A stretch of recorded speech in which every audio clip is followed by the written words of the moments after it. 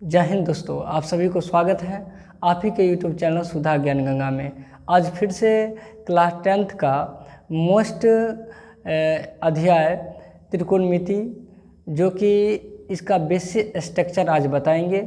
और ये काफ़ी याद करने में डिफ़िकल्ट होता है, बिल्कुल ट्रिक के हिसाब से बताएंगे। और एक बार ये पूरा वीडियो अगर आप देख लेते हैं तो आगे एग्ज़ाम के लिए आपको बहुत ज़्यादा सहायक होगा। चलिए बिना देर किए देखते हैं। त्रिकोणमिति में आपको पता होगा हमेशा समकोण त्रिभुज का क्या नाम है प्रयोग होता है। इसमें ये समकोण त्रिभुज में एक कोण 90 डिग्री का होता है। ये कितने डिग्री का है? 90 डिग्री। और इनके अलावे ये दोनों कोण जो होते हैं, ये और ये और ये त्रिकोणमिति में 90 डिग्री के जो सामने वाला भुजा होते हैं, 90 डिग्री या 90 डिग्री के जो सामने वाला भुजा होते हैं उसे क्या कहा जाता है? कर्ण कहा जाता है। यानी 90 डिग्री के सामने वाले भुजा को क्या कहा जाता है? कर्ण कहा जाता है। अच्छा, अब लंब और आधार, आप ये गांठ बांध के याद रखिए, जो कर्ण जो है कभी बदलता नहीं है, लेकिन लंब और आधार और लंब में जो है हमेशा चेंज देखने को मिलता है। चेंज किसके अनुसार होता है? तो थीटा के अनुसार, यानी कोण के अनुसार। अगर इसको हम थीटा मान लेंगे तो थीटा के सामने वाला क्या होता है? लंब। ठीक है, ये हो गया आधार, ये हो गया कर्ण। अगर इसी प्रकार से इसको थीटा ना लेकर के अगर थीटा इसे लेंगे तो थीटा के सामने वाला क्या हो जाएगा? ये लंब हो जाएगा, ये आधार हो जाएगा, ये कर्ण क्या हो जाएगा? कर्ण। थीटा के सामने वाला लंब होता है और 90 डिग्री के सामने वाला क्या होता है? कर्ण होता है। इस बात को याद रखना है। लंब आधार कर्ण, लंब और आधार कर्ण। ये लंब आधार कर्ण में सबसे जो बड़ा होता है वो क्या होता है? कर्ण होता है। लंब और आधार में चेंज देखने को मिलेगा, लेकिन कर्ण कभी चेंज नहीं होगा। कर्ण कभी चेंज नहीं होगा, इस बात को आपको याद रखना है।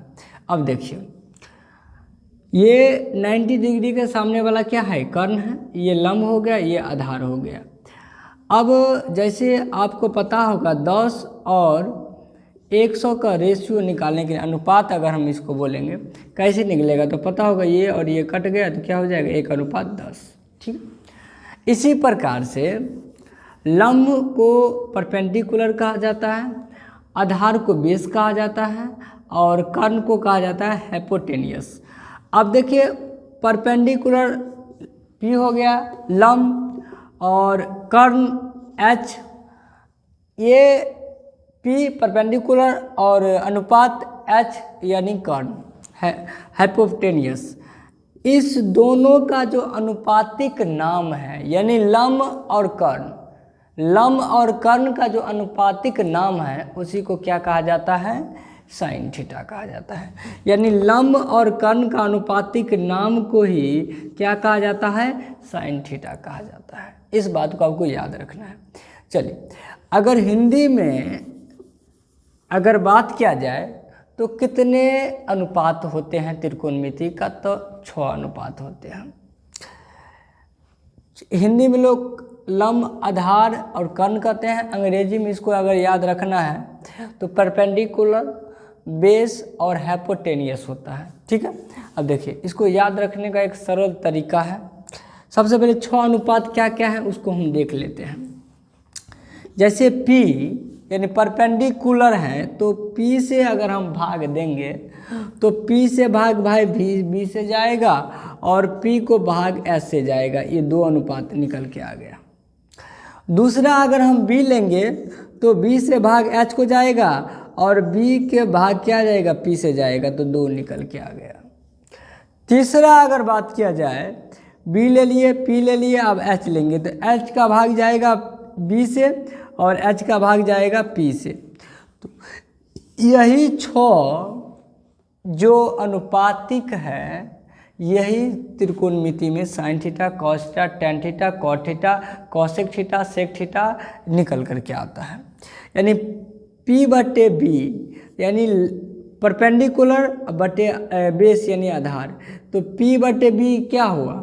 तो P बटे B हुआ लंब बटे आधार हुआ, यानी ये हो गया tan थीटा का, ठीक है। और P बटे H क्या हुआ, P परपेंडिकुलर, H हाइपोटेन्यूज यानी लंब बटे कर्ण, यानी क्या हो गया साइन थीटा हो गया। तो इस प्रकार से 6 ही अनुपात को हम देखेंगे, और इसे याद करने का अगर हम सरल तरीका अगर देखें तो इस प्रकार से है। एक ट्रिक है,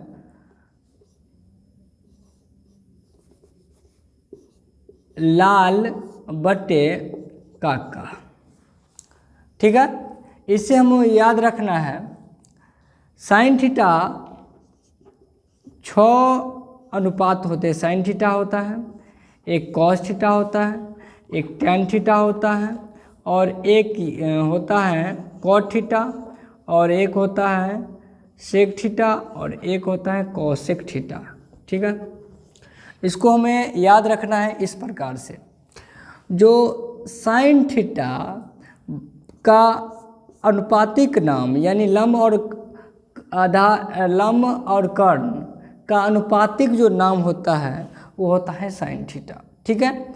और आधार और कर्ण का अनुपातिक नाम होता है कॉस थीटा, यानी गणितज्ञ ने ये लंब आधार न दे करके उसे साइन थीटा के रूप में व्यक्त किया गया होगा।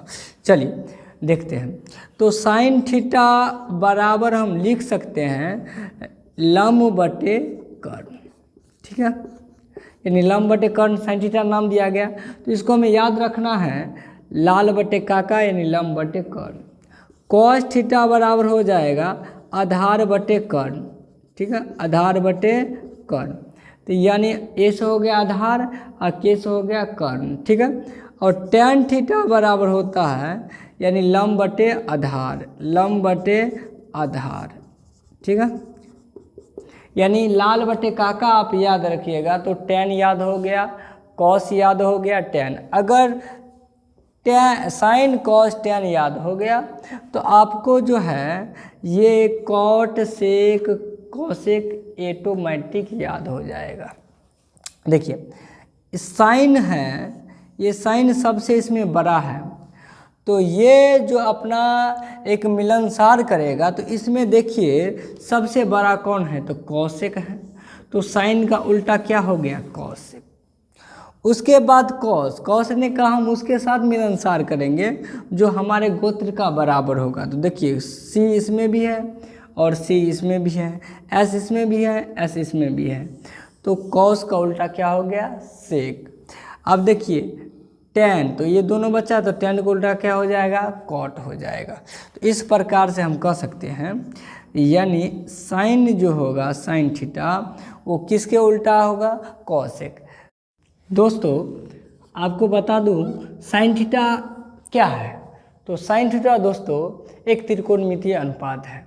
गणितज्ञ ने इसका क्या नाम दिया, साइन थीटा दिया, लंब और कर्ण का नाम के बदले ये साइन थीटा दिया।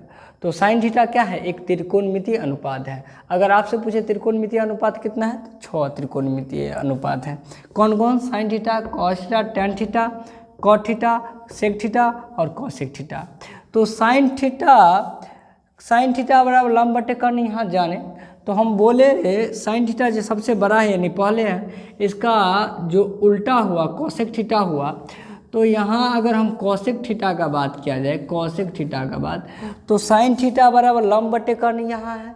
तो यहाँ अगर हम लिख देंगे कर्ण बटे लंब तो कोई दिक्कत नहीं ना होगा, कोई दिक्कत नहीं होगा।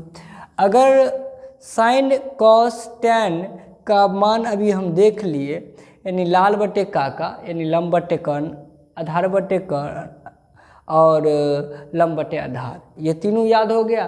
तो तीनों का अपोजिट कर देंगे, उल्टा कर देंगे, ऑटोमेटिक याद हो जाएगा। अब क्या देखेंगे, साइन का कॉसेक हो गया, कॉस का क्या होगा, सेक। तो सेक थीटा बराबर देखिए क्या होगा, सेक थीटा बराबर, सेक थीटा बराबर क्या होता है, यानी जब हमको कॉस थीटा बराबर आधार बटे कर्ण याद है, कॉस थीटा बराबर आधार बटे कर्ण, तो सेक थीटा बराबर क्या हो जाएगा, कर्ण बटे आधार। तो हम क्या लिख देंगे, कर्ण बटे आधार, कोई दिक्कत नहीं है। चलिए आगे है, टैन का उल्टा क्या होता है, कॉट। तो tan थीटा बराबर हमको पता है लंब बटे आधार होता है भैया, तो cot थीटा बराबर क्या हो जाएगा, आधार बटे लंब। तो यहाँ हो जाएगा cot थीटा बराबर आधार बटे लंब, क्या हो जाएगा, आधार बटे लंब। अब देखिए इधर परपेंडिकुलर, P से क्या होता है परपेंडिकुलर, और कर्ण को क्या कहते हैं, हैपोटेनियस। क्या कहा जाता है, हैपोटेनियस। क्या कहा जाता है, हैपोटेनियस, यानी P बटे क्या हो जाएगा, H हो जाएगा। अगर बात किया जाए, इसको मिटा देते हैं, अगर बात किया जाए cos थीटा आधार बटे कर्ण, तो बेस होता है B, और कर्ण का क्या होता है हैपोटेनियस, यानी B बटे H। अगर tan थीटा का बात किया जाए तो लंब बटे आधार, तो लंब क्या है परपेंडिकुलर और आधार क्या है B, कोई दिक्कत नहीं है। इधर देखिए कॉसेक थीटा, तो साइन का उल्टा कॉसेक, तो H बटे क्या हो जाएगा, यहाँ P हो जाएगा, हैपोपोटेमियस बटे परपेंडिकुलर। कर्ण का क्या होता है हैपोपोटेमियस, और B यानी बेस यानी आधार, आधार क्या होता है B बेस, और परपेंडिकुलर यानी लंब, कोई दिक्कत नहीं है। यहाँ के बाद साइन थीटा जिसको हम उल्टा किए, यानी साइन थीटा का उल्टा क्या होता है कॉसेक थीटा, तो साइन थीटा का उल्टा होता है कॉसेक थीटा। इस दोनों को गुना करेंगे तो आपका एक निकल के आएगा। आप पूछिएगा कैसे आया, देखिए साइन थीटा बराबर क्या होता है, यहाँ देखिए साइन थीटा बराबर P बटे H, यानी लंब बटे कर्ण। चलिए यहाँ बैठा दीजिए P बटे H। कॉसेक थीटा बराबर क्या होता है आधार बटे कर्ण, यानी H बटे P, तो यहाँ हो जाएगा H बटे P। H और H से कैंसिल हो गया, P से P कैंसिल हो गया, क्या हुआ 1, यानी साइन थीटा कॉसेक थीटा का मान कितना होता है, साइन थीटा गुने कॉसेक थीटा का मान 1 होता है। उसी प्रकार से हम कॉस थीटा का उल्टा किसके साथ किए थे, तो सेक थीटा के साथ किए थे, तो साइन थीटा अच्छा cos theta into sec theta का मान भी एक ही होगा। कैसे देखते हैं, कॉस थीटा का मान कितना है, कॉस थीटा का मान B बटे H है, तो यहाँ बैठाइए B बटे H। सेक थीटा का मान कितना है H बटे B, तो यहाँ हो गया H बटे B, B से B कैंसिल, S से S कैंसिल, क्या मान निकल के आया 1 निकल के आया। इसी प्रकार से आप खुद से भी कर सकते हैं, tan थीटा किसको उल्टा किए कॉट थीटा को उल्टा किए, तो इसका मान भी क्या होगा 1 ही होगा। कैसे, tan थीटा का क्या होता है, यहाँ देखिए tan थीटा P बटे B, P बटे B है, कॉट थीटा यहाँ है B बटे क्या है P, B बटे P है, तो B से B कैंसिल हो गया, P से P कैंसिल हो गया, P से P कैंसिल हो गया, तो इसका मान भी क्या निकल के आया 1 निकल के आया। ठीक है, चलिए दोस्तों आगे एक सूत्र होता है H स्क्वायर यानी कर्ण के स्क्वायर बराबर लंब स्क्वायर यानी P स्क्वायर परपेंडिकुलर, और जोड़ क्या होगा आधार स्क्वायर यानी B स्क्वायर। ठीक है, कर्ण स्क्वायर बराबर लंब स्क्वायर प्लस आधार स्क्वायर, इसको एक बार देख लेना है, क्योंकि इसी पे आधारित जो है ना आपका क्लास 10th का 8.1 चैप्टर बनेगा। तो H बराबर हम इसको लिख सकते हैं, इस स्क्वायर के बदला ये चल जाएगा रूट में, तो हो जाएगा P स्क्वायर बराबर P square plus B square, यानी कर्ण बराबर लंब स्क्वायर जोड़ आधार स्क्वायर। आपको पता होगा अगर हम 2 3 5 इसको लिए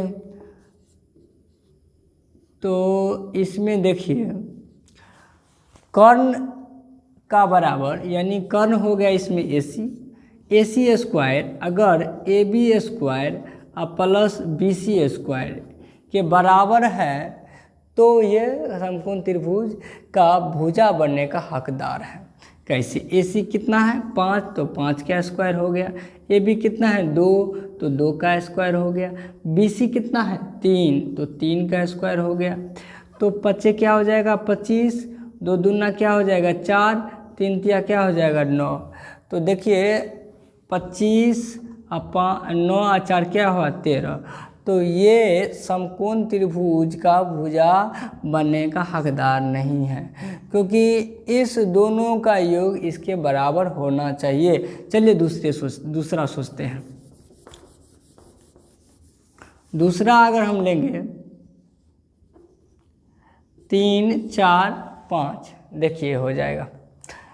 अगर हम AC यानी कर्ण लेंगे, AC स्क्वायर बराबर लंब क्या है AB स्क्वायर, अब प्लस आधार क्या है BC स्क्वायर। देखिए तो कर्ण कितना है 5, तो यह हो जाएगा 5 का स्क्वायर।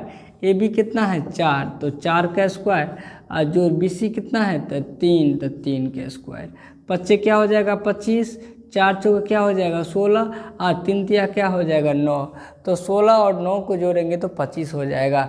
तो ये जो भुजा है 4, 3, 5, ये समकोण त्रिभुज को कैंडिडेट करता है, ये भुजा बनने का क्या है, इसको अधिकार है, ये सही है। इसी प्रकार से अगर मान के चलिए AC स्क्वायर यानी कर्ण स्क्वायर बराबर लंब स्क्वायर प्लस आधार स्क्वायर हो गया, अगर इसको हम लेके इधर आ जाएंगे तो क्या हो जाएगा AC square minus AB square बराबर BC स्क्वायर। इसको हम इस प्रकार से लिख सकते हैं, यानी P स्क्वायर बराबर इधर है कर्ण H स्क्वायर, ये प्लस तो इधर क्या हो जाएगा माइनस B स्क्वायर। तो इसको हम इस प्रकार लिख सकते हैं, ये स्क्वायर के बदला ये रूट में चल जाएगा, तो क्या बचेगा H square minus B square.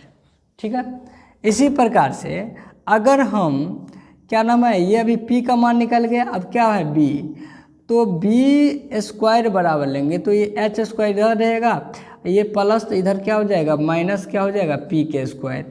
तो B बराबर क्या हो जाएगा आपका root under H square minus P square. तो ये आपको क्या निकल के आया, सूत्र निकल के।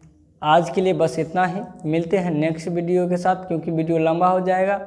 आप इसी प्रकार से बने रहिए, नेक्स्ट वीडियो में इसका पूरा एक्सप्लेन करेंगे। तब तक के लिए जय हिंद।